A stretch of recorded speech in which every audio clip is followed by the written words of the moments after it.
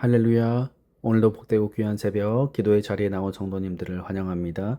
2025년 2월 27일 목요일 새벽 기도회를 시작합니다. 오늘 우리에게 주신 하나님의 말씀은 누가복음 7장 18절부터 35절까지 말씀입니다.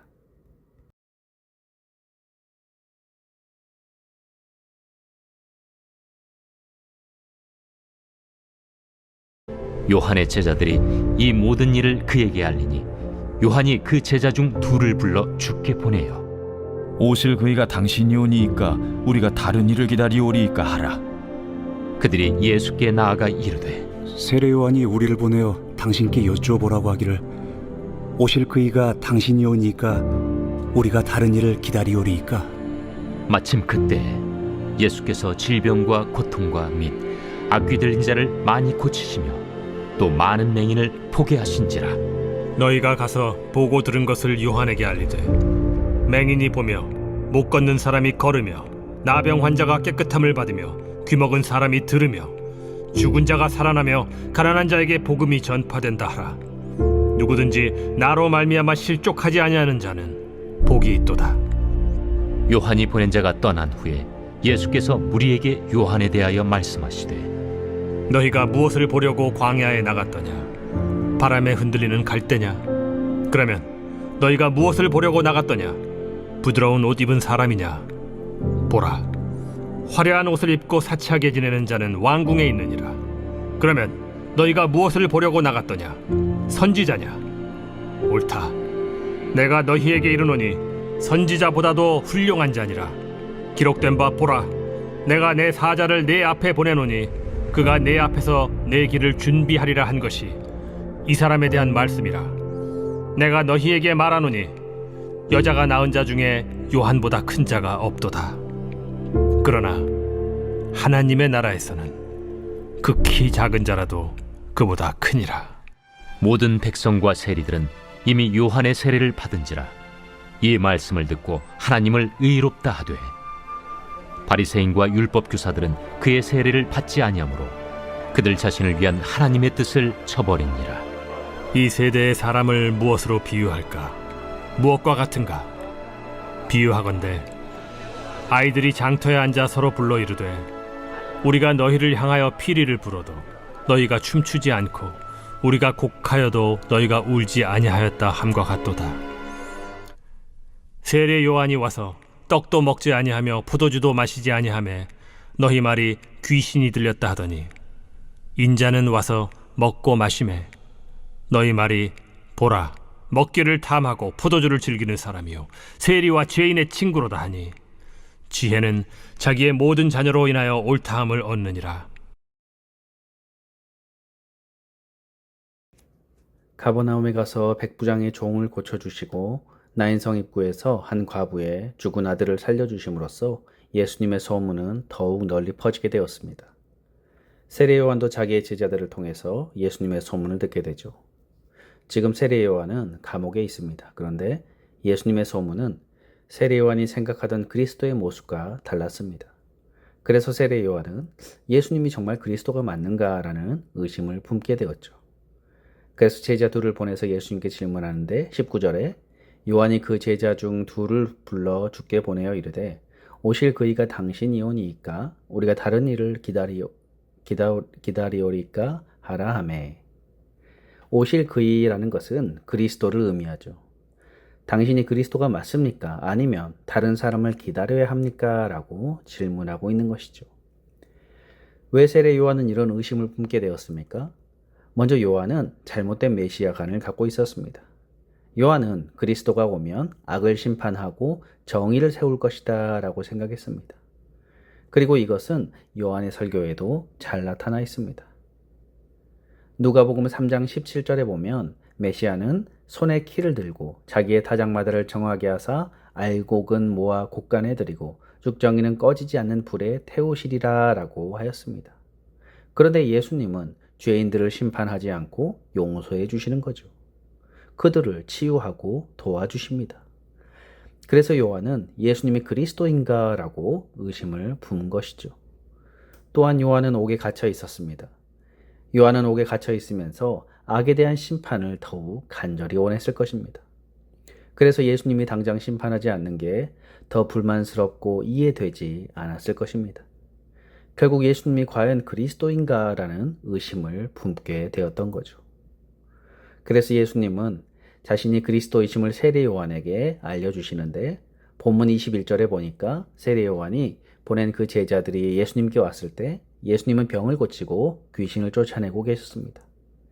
그때 예수님은 요한의 제자들에게 이렇게 말씀하시죠. 22절에 예수께서 대답하여 이르시되 너희가 가서 보고 들은 것을 요한에게 알리되 맹인이 보며 못 걷는 사람이 걸으며 나병 환자가 깨끗함을 받으며 귀먹은 사람이 들으며 죽은 자가 살아나며 가난한 자에게 복음이 전파된다 하라 라고 말하죠. 예수님은 직접적인 대답 대신에 이 말씀을 하십니다. 이것은 이사야에 예언된 그리스도의 모습이었습니다. 예수님은 이 말씀을 통해서 세례 요한의 잘못된 생각을 바로잡아 주십니다. 우리도 예수님에 대한 잘못된 기대를 갖게 되면 예수님을 바로 보지 못하게 되죠. 내가 믿고 싶은 대로만 믿고 마는 것입니다. 그래서 예수님은 이렇게 말씀하시죠. 23절에 보니까 누구든지 나로 말미암아 실족하지 아니하는 자는 복이 있도다 하시니라 라고 말씀하죠. 그리스도를 잘못 알아서 진짜 그리스도이신 예수님을 믿지 못한 사람은 세례 요한만이 아닙니다. 유대 종교 지도자들 또한 그랬죠. 그들은 자신들의 잘못된 관습과 신념에 사로잡혀서 예수님이 안식일을 어긴다라고 생각했습니다. 그렇게 율법을 지키지 않은 자가 그리스도일 리가 없다라고 생각하였던 것이죠. 또 백성들은 어떻습니까? 백성들은 그리스도가 로마를 심판하고 유대를 구원해 줄 것이라고 생각했습니다. 그러나 예수님은 로마를 심판하지 않으셨죠. 예수님은 십자가와 부활로 사람들을 죄에서 구원해 주는 그리스도였습니다. 심지어 로마 사람까지도 구원하는 온 세상의 그리스도였던 것이죠. 유대 백성은 이것을 알지 못해서 예수님을 그리스도로 믿지 못하고 결국에 십자가에 달려 죽게 만들었습니다. 우리도 올바른 신앙생활을 하기 위해서 그리스도가 어떤 분인지 바로 알아야 합니다. 유대 백성처럼 세상의 고난에서 건져주시는 분이다라고 믿으면 고난을 만날 때에 믿음을 지키기 어렵습니다. 말씀보다 내 신념을 더 내세우게 되면 종교인이 되어버리고 마는 것이죠. 예수님은 계속해서 세례 요한에 대해서 말씀하시죠. 예수님은 세례 요한을 높이 평가하셨습니다. 사람들이 광야에 나간 것은 갈대 따위를 보려는 것이 아니다. 화려한 옷 입은 사람을 보려고 광야로 나간 것이 아니다. 그들은 세례 요한을 보려고 광야로 나간 거죠. 그만큼 요한은 훌륭한 사람이었습니다. 그런데 26절에 보면 세례 요한은 선지자보다 더 훌륭하다라고 말씀하시죠. 그 이유는 세례 요한은 그리스도의 앞길을 준비하는 사람이었기 때문입니다. 28절에 내가 너희에게 말하노니 여자가 낳은 자 중에 요한보다 큰 자가 없도다. 그러나 하나님의 나라에서는 극히 작은 자라도 그보다 크니라 하시니라고 말씀하죠. 세례 요한 구약의 누구보다도 그리스도를 바로 알고 정확하게 증거한 사람입니다. 그래서 구약 시대의 사람들에 비하면 가장 큰 사람입니다. 그렇지만 하나님 나라에서는 가장 작은 자도 세례 요한보다 더 크다고 말씀하십니다. 왜냐하면 예수님으로 말미암아 하나님 나라에 들어간 사람들은 예수님을 더욱더 밝히 알았기 때문입니다. 그렇지만 이 말씀의 핵심은 세례 요한에 대한 평가입니다. 세례 요한은 지금까지 그 누구보다 큰 자라는 것을 말씀하고 있습니다.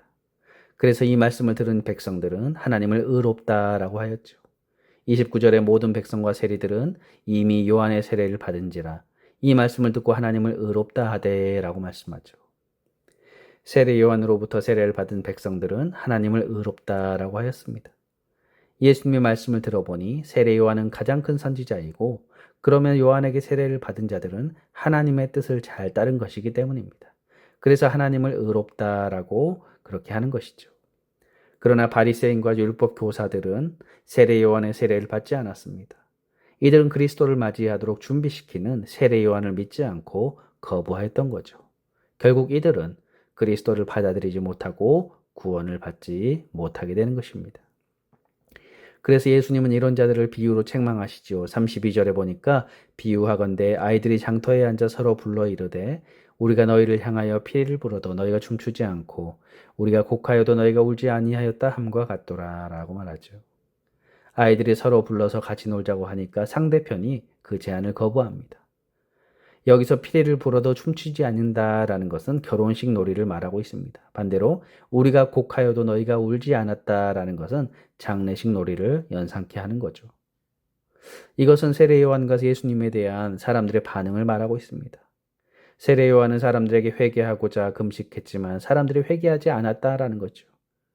이게 우리가 곡하여도 너희가 울지 않았다라는 뜻이죠. 그리고 예수님은 구원의 은혜를 누리고자 하여서 먹고 마셨지만 사람들이 이 구원의 축복에 참여하지 않았다라는 것입니다. 이것이 바로 우리가 피리를 불어도 너희가 춤추지 않았다라는 뜻입니다. 예수님은 이 비유를 통해서 사람들의 완악함을 꾸짖고 있습니다. 하나님은 어떻게든지 사람들을 구원하기 위해서 먼저 세례 요한을 통하여서 회개 세례를 전해 주십니다.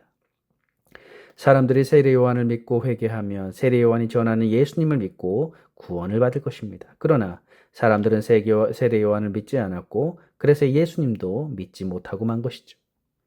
요한은 금식한다고 배척하고 예수님은 포도주를 마신다고 배척하였습니다. 그래서 결국 구원받지 못하는 것이죠.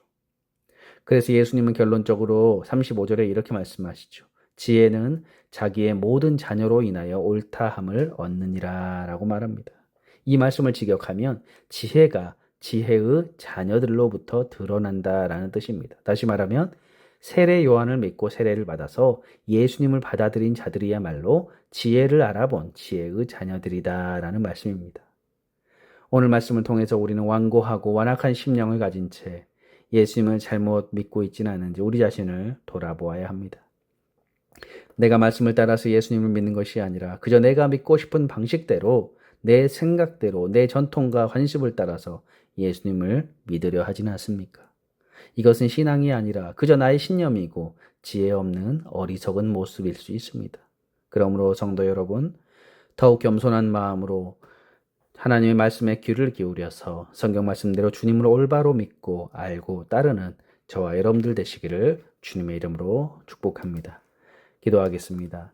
하나님, 오늘 말씀을 통하여서 또 우리가 우리 자신을 돌아보게 하시니 감사합니다. 혹은 내가 교회를 다니고 또 예수님을 믿는다고는 하지만 또 나의 생각과 나의 고집과 나의 어떤 잘못된 신념으로 인하여서 예수님을 그런 모습들을 바로 내가 보지 못하고 또 내 생각에 갇혀서 그렇게 신앙생활을 하고 있지 않는지 하나님 우리를 돌아보게 하여 주옵소서. 오직 말씀 중심으로 또 교회 중심으로 또 예수님 중심으로 복음 중심으로 우리의 신앙이 건강하여져서 더욱더 주님이 원하시는 길을 걸어가는 저희들 되도록 인도하여 주옵소서. 감사드리며 예수님의 이름으로 기도드립니다. 아멘. 주기도문으로 예배를 마치겠습니다. 하늘에 계신 우리 아버지여, 이름이 거룩히 여김을 받으시오며 나라의 임하옵시며 뜻이 하늘에서 이룬 것 같이 땅에서도 이루어지이다. 오늘날 우리에게 일용할 양식을 주옵시고 우리가 우리에게 죄 지은 자를 사하여 준 것 같이 우리 죄를 사하여 주옵시고 우리를 시험에 들게 마옵시고 다만 악에서 구하옵소서. 대개 나라와 권세와 영광이 아버지께 영원히 있사옵나이다. 아멘. 이 시간 잠시 기도하는 시간을 갖겠습니다. 오늘 말씀을 생각하면서 또 하나님 오늘 이 누가복음 말씀을 통해서 우리가 예수님을 올바로 잘 따라가고 있는지 우리 자신을 돌아보게 하시고 내 신념과 내 생각을 뛰어넘어서 우리가 말씀 중심으로 또 복음 중심의 신앙생활로 또 주님을 잘 따라가는 저희를 되게 해달라고 기도하시고 우리 갈보리 교회와 또 우리 교우들과 우리 자녀들을 위해서 또 주변의 어려운 이웃들을 위해서 함께 이 시간 기도하겠습니다.